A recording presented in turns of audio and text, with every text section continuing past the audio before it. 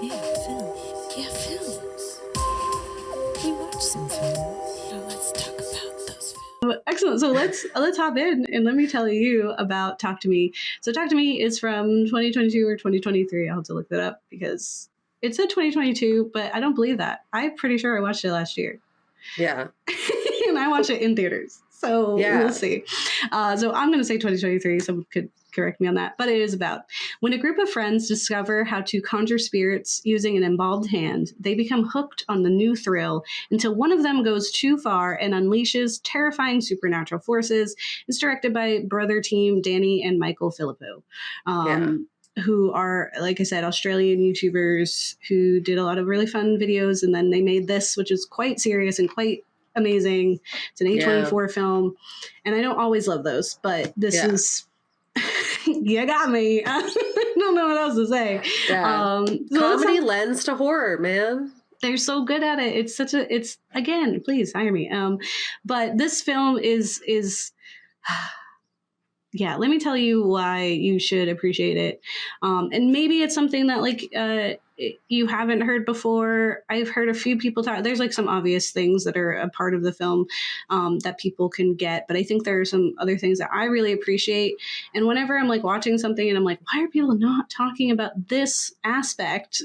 Like it just makes me want to express it even more. So I do hope, maybe it enlightens you and shows you something cool and new. So Talk to Me is a supernatural psychological horror film, and it is a gut-wrenching emotional film that explores the horrors of a teenage life for Gen Z and Gen Alpha. Is the younger kid? I'm pretty sure it's Gen Alpha. Yeah. Unlike Bodies, which focus on the performative nature of the young adults whose entire lives have been perpetually virtual, Talk to Me shifts focus from a tongue-in-cheek tease to a deep depressive wound. Yeah. Like Kat said, Bodies is a fun time. It is silly, it's goofy, let's watch it together and laugh. Talk to Me is not that. No. It is a gruesome, truly gruesome, like that is the best word to say.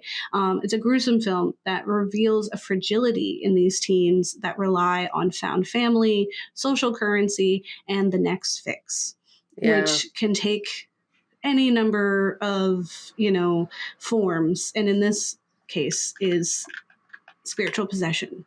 Yeah. Or is it?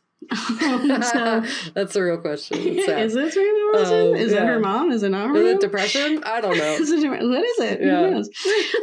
The film follows Mia, who is a teenager struggling with the recent death of her mother and the strained relationship with her father following that death, which is really one of the saddest parts of the film. Yeah. Mia is spending a lot of her time, most of it, with a friend Jade and her family, including her younger brother Riley. And I will say Jade is loosely a friend. Because what kind of friend doesn't know that it's the anniversary of your mom's passing? That's crazy. That's like a big deal. Like Jade's mom knew. Like Jade's mom knew and was gonna come. Like that's so. Like I get it. And like high school, like friendships are flippant. But that made me really sad. Like Mia is very alone always. Mm-hmm. And Mia has become fascinated by group chat videos of teens getting possessed at parties on this anniversary of her mother's death where she's seeking an escape. And so she sees these videos and it looks like a lot of fun. Despite Jade's skepticism, Mia really wants to try it out. Again, she needs this escape. And so during a late night gathering with friends, they discover the possessions are indeed real. And they use a ceramic hand with a mystical connection to the afterlife, which is, they said that it's an embalmed hand of like a psychic or something and cut it off, whatever. It doesn't even need to be anything. But it's something. Yeah. And so they follow a ritual where they light a candle. They hold the hand. They're also strapped in. It's important. They're like tied up.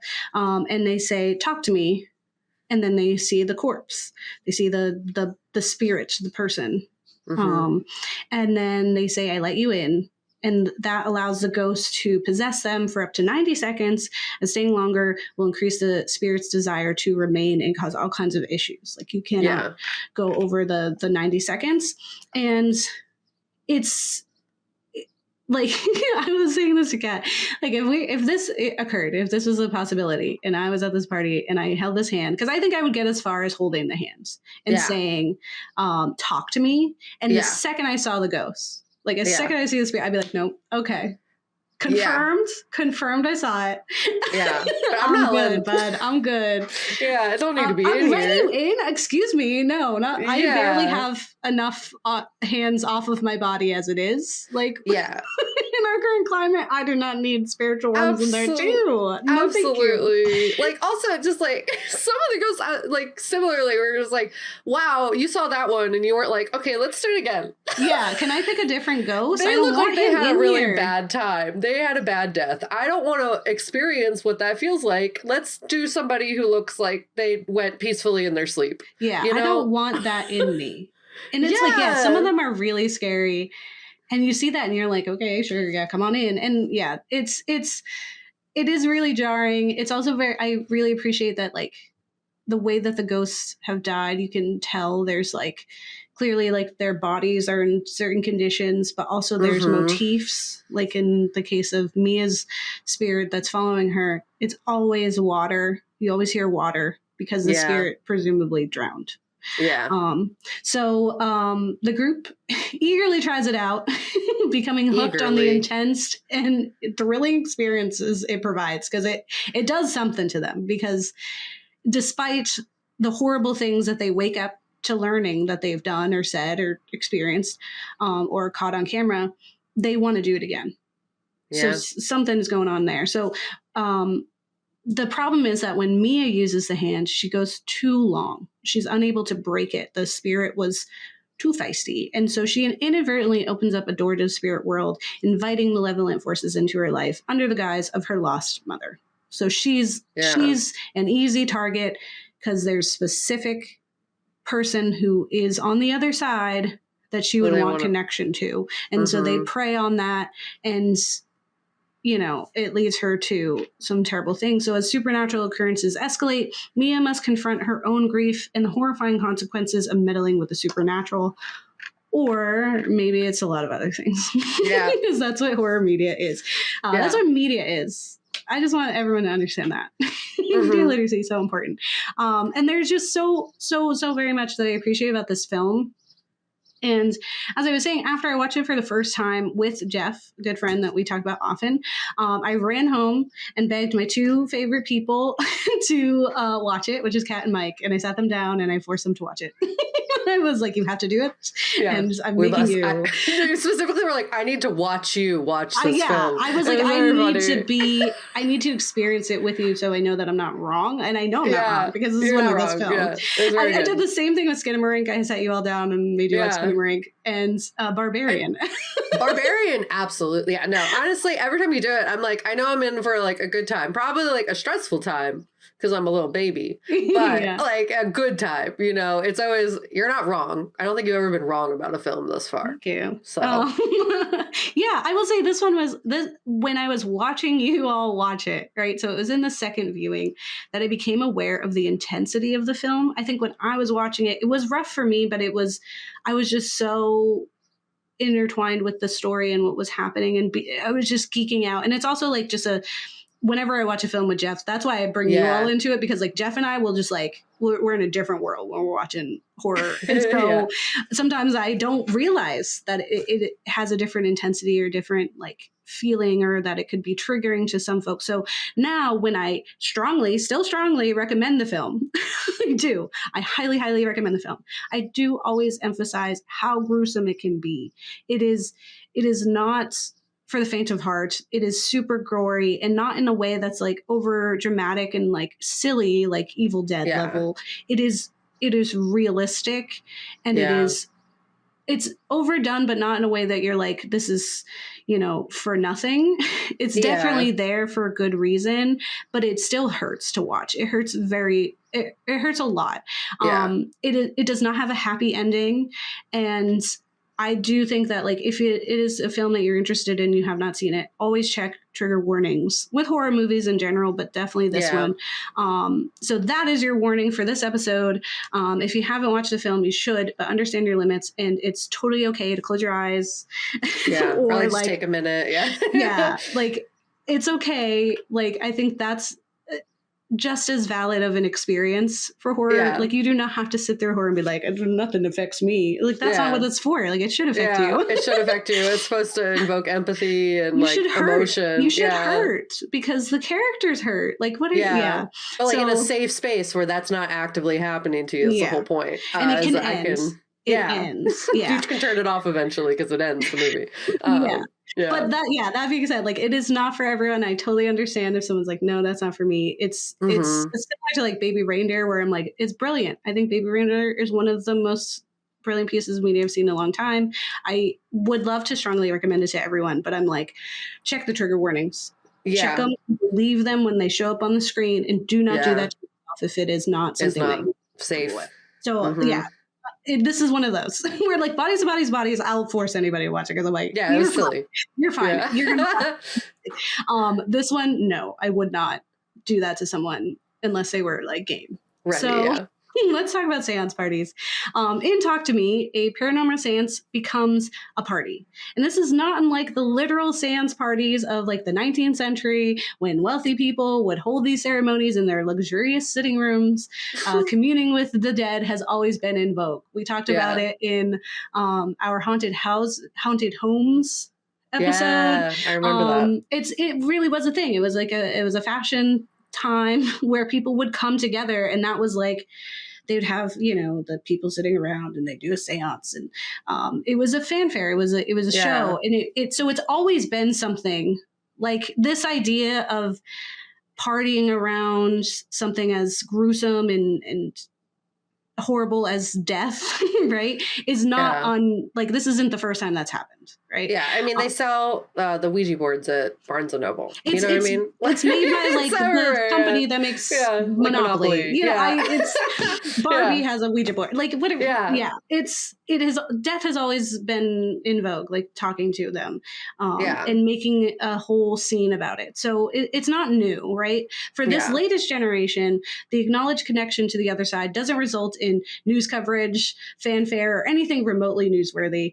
It becomes a viral party trick, which honestly I found really funny. It's like, this is brilliant. This is exactly how Gen Z would handle it. Because consider how Gen X or even millennials have dealt with the supernatural in films like The Poltergeist, The Exorcist, or The Ring, right? Even Ouija. Even the Ouija. Yeah, all the Ouija board, Ouija films, like it's always been with a strong, healthy fear and respect. Like sometimes you get people who are like messing around, but there is like once it starts amping up, once it's confirmed that there is another side and there are forces over there, there's like, okay. Yeah, no, we get it. Hands off. Absolutely. Burn that thing. How do we burn stop that thing, this? Get rid of it. Yeah. How do we stop this from continuing to happen? Because that's bad, right? In contrast, when Gen Z is handed a tool to commune with the afterlife and confirms its reality, they turn it into a source of entertainment, making fun group chat videos and throwing parties with all their closest and least favorite friends. Don't go to Appalachia, Gen Z, you know? Yeah. I say that the least favorite because I forget their name. Who's the non-binary character? What's their name? Haley. They hate Mia. As soon as Mia comes in, they're like, oh, seriously? Like you just ruined my whole day. But they let them there and they let them do it again. And so I was like, it's such a young person thing to happen. Yeah. This reaction, I think, is quintessentially Gen Z, and I find it delightful, right? While millennials might be nihilistic and depressed, asking for the end politely. Like, please take me away. Yeah. Being desensitized to danger, Gen Z approaches the supernatural with a mix of sleep-deprived delirium and constant giggling, as if you were at a late night sleepover. Like, you ever been to those where like you get to that point where you should have slept and now it's like too late and now everything is so funny, like you're kind of hot, right? That's what they were doing. Like that's what this was. Like I think it's so like for me, I think it's like millennials are right before bedtime, like right before we should be sleeping. Like we're tired and you get to that point where you're like, I'm so done. I don't want to do this anymore. Gen Z is the delirium after that. Like we've gone past we're sad and depressed, and now they're in fuck it. We have to exist Fuck in it. this Life, crazy, yeah. Right? Fuck it. Life. We're here. This is whatever. This is what we given. It doesn't matter. And millennials are like, good for you. Good. Yeah, we wanted that for you. Go live. Woo. Yeah. So that's how still. I feel. That's what my interpretation of Gen Z is they are the delirium of a late night sleepover. So they don't exhibit the indifference that we have, but rather a taunting dismissal of the fears they're supposed to have, laughing in the face of supernatural threats. So it's not that healthy respect and fear. It is whatever. Yeah. Whatever. I've seen worse. Whatever. Life sucks. Life Why would I be scared of the death? There's no future. Yeah. What do you want? So the montage in this film is one of my favorite cinematic moments. The music, the performances, the camera movement, everything about it is fun and dangerous, just like this hand. Like that song gets stuck in my head, and like they do the movement, which is like so TikTok. Remember there's like a whole time of TikTok where they did like you were at one side and then you turn and you do that and then you'd flip up and you'd be somebody else. Like that. And it's also like in that moment, like, so there's this montage of the party where now everybody's doing it. And this came after a really stressful moment where a very vulnerable person used the hand, and it revealed some terrible things, and he experienced some really embarrassing things too, and they caught it on video, and of course they're not going to delete it. And and then it leads into this where it's like, all right, we pick up and we just do it, and we're all doing it with each other, we're having fun, we're being silly. He does it again. Like there's like so much of that. There's like she's singing French because she's possessed by a French person. Like there's so much of that is it's excitement, and it's such a like dancing with the devil moment of like they should be afraid. They had just experienced some like scary things, especially Mia having already gone over, and then it leads to some really terrible choices that cause some awful things to happen in the future. But that scene is just packed with so many things. Like it's really fun, and it's also really scary, and I think it's one of the best parts of the film, and like in film history it's up there with me. So I think it sticks with you.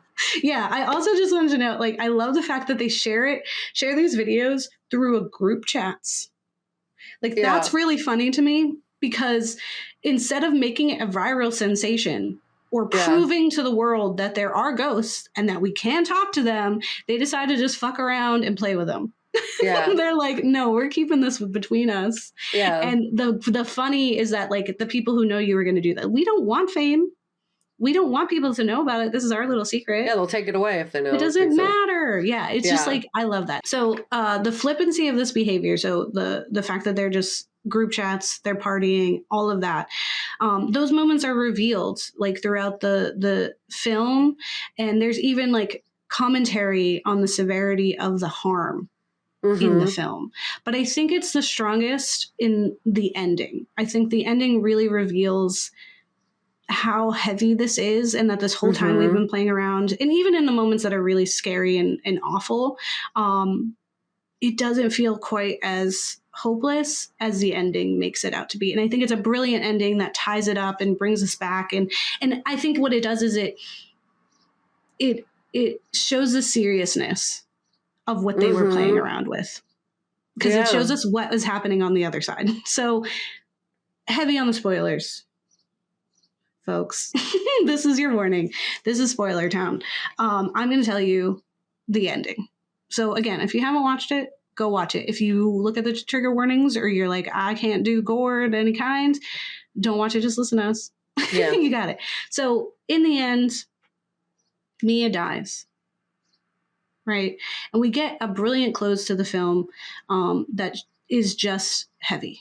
Right. Yeah. So still reeling from her almost murdering of Riley, Mia wanders the hospital until seeing that time is passing by incongruently to her own experience. Right. So she sees that Riley's getting better, and then he's leaving the hospital. She sees her father in there, and she sees him leave. Whether or not he's even alive, we don't know. He could have just passed on to the other side. Yeah. Eventually, the hospital fades away. And she wanders towards, she ends up in darkness, and she wanders towards a match being lit.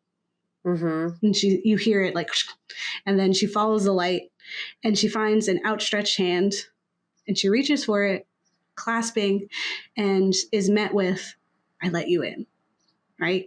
Now, she is the spirit that is laughed at and mocked at, yearning for the brief moments of being tied to the other side. Right? So for all the fun that she had, she's now the horrifying cost of this party trick. Yeah. So these are real people who've died and are trapped here. So like that, I really love the symmetry of that. Like this whole time, like that is what the other side is seeing. That is the brief moment that they get to reconnect to the world and to be laughed at. Cause now there's a party of people looking at her. Yeah. So she never escapes it. Like even the moments that she gets to be with them. Yeah, are so fleeting. It's fleeting. It's 90 seconds and it's a joke the whole time. Yeah. So it's not, she doesn't get to be her for 90 seconds. She just gets to be the laughing situation of this party. Yeah. Mm-hmm. And you can understand like the desperation that someone might have to see weakness in someone and prey upon that to get more time and to get someone else, like to punish someone and have them come here too. Like, it's just like, it's such a sobering moment, I think, for something that they were taking lightly the whole time. So, what I really wanted to cover in this section, and then I'll be done, is the addiction to the supernatural, or just addiction as a theme in this film. Yeah. I think there's a lot of other things that are being at play that you can absolutely interpret is really happening in the film, because, you know, ghosts don't always mean ghosts. Ghosts don't mean just ghosts ever. Yeah. Right? A haunting is never just a haunting. It always means something. And one of the many aspects of the film that I appreciated was its approach to addiction metaphors and just creating a narrative around addiction in a way that I felt wasn't heavy-handed. Yeah, it wasn't heavy-handed. It wasn't lecturing. Yeah. It wasn't pitying. It felt very real, right? So clearly the party trick acts as a stand-in for drugs. There's a lot of reasons, right? So they tie the kids to the chair with a warning, "Trust me, you'll want it to be tight." And it's like, what are they using in these ropes? Like, the bliss and euphoria they experience, coupled with a release of inhibitions that lets them speak their truth and act foolishly. Which, big thing for Gen Z, who's always having to perform being themselves and not ever getting to be themselves. They're given a moment of lack of accountability. Yeah. They're given a moment to just be silly, whatever, for the first time. And we see that with in Bodies, right? Like their addictions were because they can't be themselves, or they need an excuse. They need to be able to point at something and be like, "No, it wasn't me. That was that." Yeah. No, I wouldn't ever think that or feel this. This is a stand-in for that. Yeah. Yeah. And having that release creates this intense desire to do it just one more time, despite the pain and discomfort that follows. Like you just, that high is outmatched, right? So they don't fully understand what happens when they're under, only the exhilarating feeling of being possessed, right? Yeah. So they might see the video footage of them acting a fool, but honestly, they're like, "I felt cool that whole time." So the 90-second rule mirrors this concept of overdosing and other real world precautions in drug use, right? Like of going over, using things too much. Like there's a make-believe like limit, right? That because drugs affect everyone differently. And so, but there is this like, don't do that and then you'll be good. Yeah. That's how it works. And Mia goes over the 90-second limit, letting the spirits in or simply getting addicted to the thrill. Like she went too far and now she needs it, right? But I think the biggest thing is like the solution to Riley's possession and self-harm is rehab, right? Is to simply stop doing it and let his young body heal. Yeah. Because once he stops doing it in the hospital, he's starting to heal. Yeah. He is getting better. But he experiences, albeit more intense and dramatic because it's a film, withdrawals during the recovery period. Like he's got all kinds of fevers and other things that are and he needs Self-harm, he needs it, right? So he's hurting himself. But I think even more significant than those blatant symbols is the reaction and stigma surrounding the use of the hand, and specifically Mia's use of the hand. So there is a strong judgment towards Mia when Riley gets hurt. First of all, from like the mother who accuses her of doing drugs and making remarks that imply that she knows Mia has a history with it. And like having this predisposed judgment of her for that. Like I expect, like it lingers around Mia, marking her as untrustworthy because she's done it before. Yeah. So you've just been written off for history. Yeah. And I also wonder, like, I don't know if this is what it was, but like that's kind of how her mom died. So like, was it also a dig at that? Like, I don't know. It felt really rude. It felt super inappropriate and rude how the mom reacted. And like, that's kind of how like biases matter. Mia's race and gender in this mattered. The fact that the mom was a white woman mattered. She was like really not okay with how she reacted to Mia. And it definitely came through. Yeah. Like even like there's little digs that she has where Mia exclaims like, I did weed once. I tried weed once. And it's playful, but it's like, why did you direct that at her and not your own kids in that way?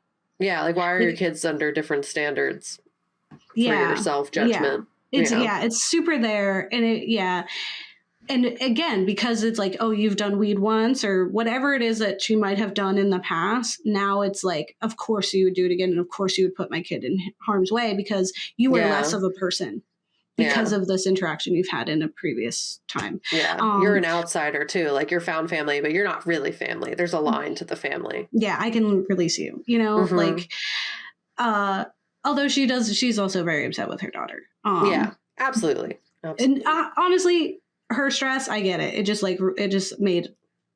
brought a lot of things to light.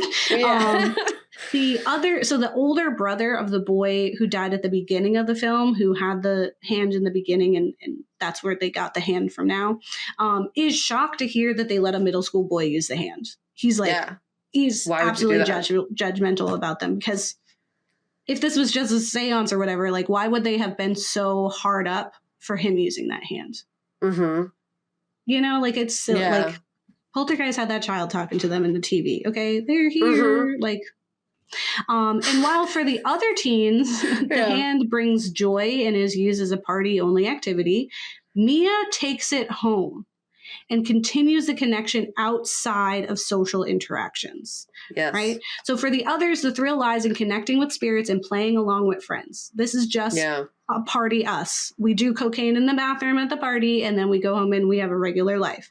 For Mia, it is an escape and a way to connect with her lost mother. So it is something that is not connected to social activity. It is something to cope. And that is where it's crossing the line now of just party trick into danger. So for her, it quickly becomes more than a social kick. It becomes a crutch. And she uses it to deny her reality, the truth about her mother's suicide, her strained relationship with her father, the fragility of her found family, and her overall sense of being an outcast, because she ultimately is alone in all of this. Her father is also alone, and he breaks my heart because he does not get enough love. Absolutely. But it's like, in like the trauma of having to break down a door a second time for someone that you love that's on the other side hurting themselves. Like, no, like, it's unfair. It's really unfair. I think he deserves a lot more. But I think that representation of her having it in her bag and taking it home and trying to keep doing it outside of the social gathering is where I'm like, this is addiction now. For addiction, and understanding that the hand is her addiction, evolving past her desperation to save Riley, makes the ending hit significantly harder. Because it's very desperate. So if we strip away the fun, terrifying supernatural elements, we honestly get a story that's very similar to Requiem for a Dream.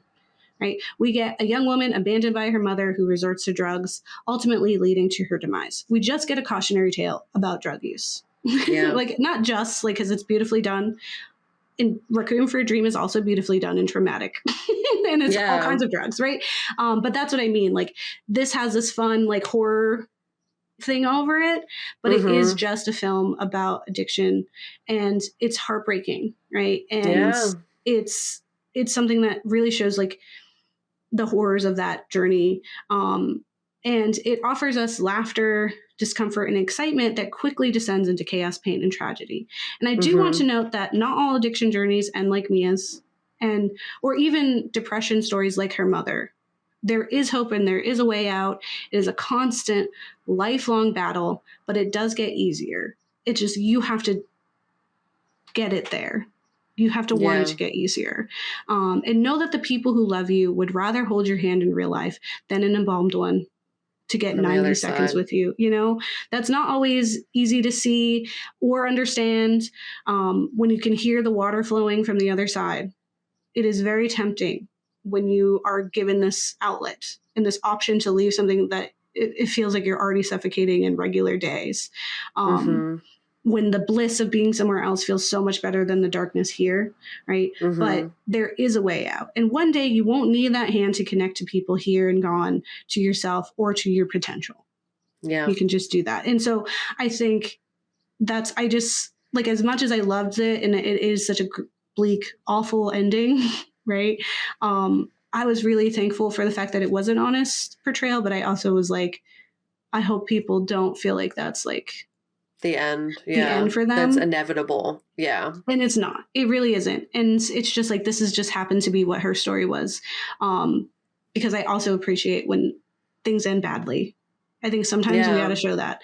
But ultimately, Talk to Me brilliantly humanizes the real horrors of addiction, grief, and loss that shadow these characters. Its story and cinematography are exceptional, making it one of my favorite films and definitely on the top 10 list of horror movies. I was going to say 5, but I was like, I got to think about that. And I really appreciated Gen C's flippant attitude towards the supernatural. I deeply cared for Mia, and I felt the pain of watching the gruesome events unfold. It is certainly not a film for everyone, but it was definitely a film for me. Yeah. And, like, honestly, like, I thought the end was so purposeful. Like, there's lots of times where you have something tragic happen. You're like, oh, you didn't need to do it that way. This needed to end that way because it was, like, very much a representation of what can happen, and it's something that's deeply stigmatized and not talked about enough. Like, the path to prevention is acknowledging it exists and that the people feel that way and that that's okay and that you need to look at it. Like, and the entire film was everyone not looking at it. Like, and literally, just leaving her alone. Leaving her alone. And that's how you have that ending. So it needed to be portrayed how it was. So I'm going to get into that, I think, in like the second half, but like, that is like a big thing, and it needed to end that way. It was so impactful. It was just rough to watch.